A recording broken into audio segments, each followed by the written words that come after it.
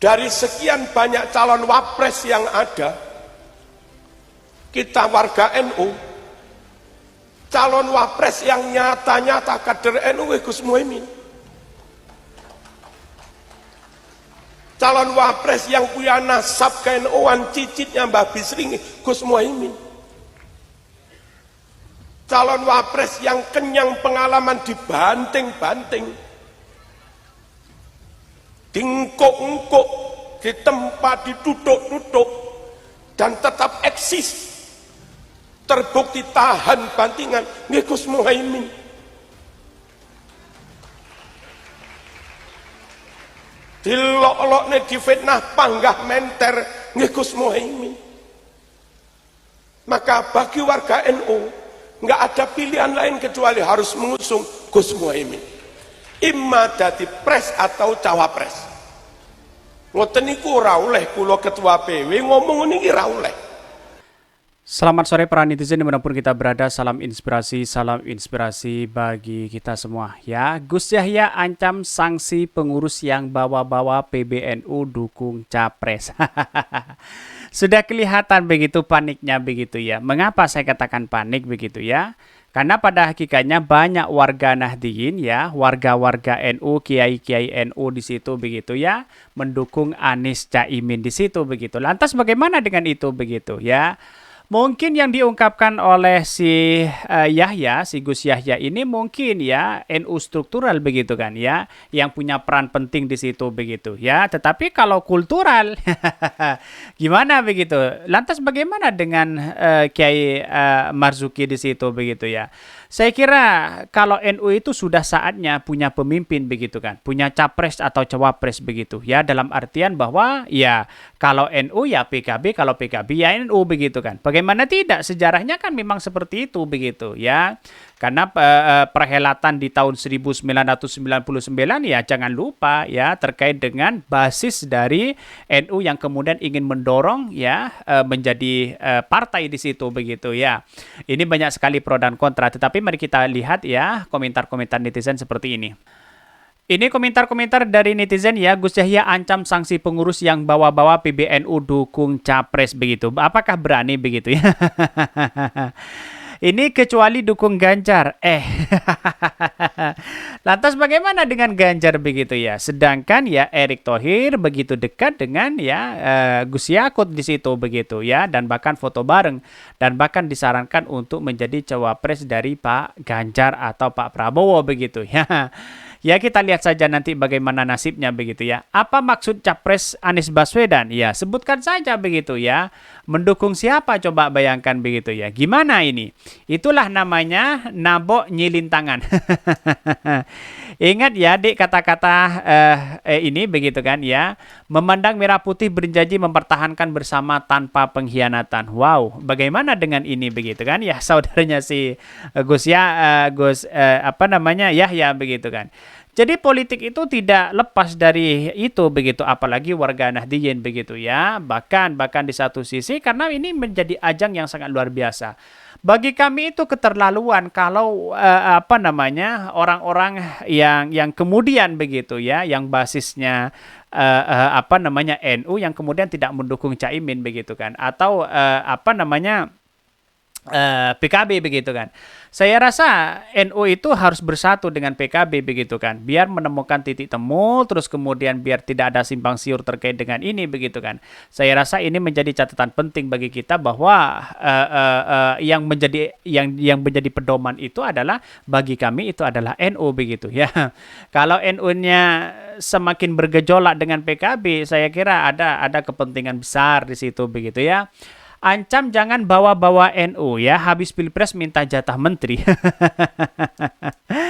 Ini kritikan yang sangat luar biasa begitu ya, tetapi kita hormatilah, ini demokrasi kita begitu kan. Tetapi kalau menurut saya pribadi ya, bagi orang yang berada di struktural NU begitu, jangan ikut politik praktis. Kira-kira seperti itulah begitu. Jangan dukung salah satu calon begitu. Karena itu berada dalam pusaran NU begitu. NU itu kan ormas kemasyarakatan, sosial ya. Ya kalau PKB begitu kan ya, karena ini adalah basisnya partai, tentu mengurusi ya dunia dunia politik begitu kan. Ya juga terbagi dong begitu. Saya rasa seperti itu begitu. NU mengurusi keagamaan, ya PKB mengurusi politik kan begitu. Berarti kan sejalan dong begitu kan ya. Hitohnya di situ begitu kan sejalan begitu. Kira-kira kan seperti itu logika kita begitu ya. Banyak sekali ya termakan dengan provokasi-provokasi yang kemudian di luar sana bisa saja ini diadu domba begitu antara kiai dengan kiai begitu kan, antara PBNU dengan PKB begitu ya. Tetapi kita harus sadar bahwa semuanya hanya politik belaka begitu ya. Tetapi mari kita baca terlebih dahulu beritanya seperti ini. Ini beritanya Gus Yahya ancam sanksi pengurus yang bawa-bawa PBNU dukung capres begitu. Kalau dukung Ganjar gimana begitu? Ketua Umum Pengurus ya Besar Nahdlatul Ulama PBNU Yahya Khalil Stakuf ya alias Gus Yahya akan memberikan sanksi pengurus yang bawa-bawa nama PBNU ya dalam mendukung capres. Bahkan Yahya tak masalah jika ada pengurus NU yang mendukung capres atas nama pribadi. Jika ada yang mengatasnamakan PBNU, Yahya akan bertindak begitu. Ya dipecat saja begitu kan ya. Semakin dipecat semakin bergejolak, saya kira seperti itu begitu ya. Kalau ada yang pengurus NU kemudian menggunakan lembaga NU untuk kegiatan politik ya, politik praktis ya, langsung kita tegur ya, kata Yahya di Istana Kepresidenan Jakarta. Bahkan di satu sisi Yahya berkata ya sudah ada contoh sanksi yang dijatuhkan. Dia menyebutkan di pengurus PBNU di tingkat kabupaten yang ditegur karena memakai kantor untuk deklarasi capres ya. Saya kira capres sekarang kan cerdas. Tidak mungkin dia menggunakan kantornya untuk dijadikan sebagai deklarasi begitu. Ya mungkin ke yang lain begitu kan. Tetapi keterlibatan warga NU begitu kan ya. NU pasti ada di salah satu masuk ke baik dari kepada Pak Ganjar, kepada Pak Anies, kepada Pak Prabowo begitu. Saya kira pasti ada yang kemudian pengurus-pengurusnya maju di situ begitu ya. Atau berkiprah di situ begitu. Bahkan dia berkata tak ada capres ataupun cawapres dari PBNU ya. Yahya menegaskan PBNU bukan partai politik.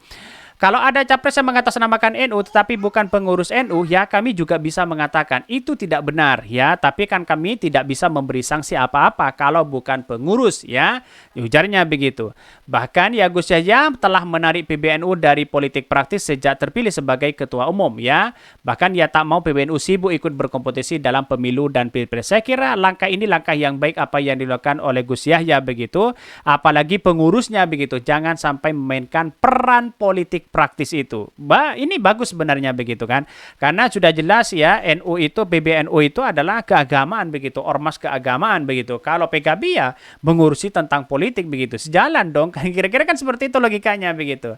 Ya kalau ada warga NU yang kemudian mendukung PKB, mendukung Caimin, Anies Caimin, ya tidak menjadi masalah karena ini bukan bagian dari struktur PBNU begitu kan, NU begitu kan.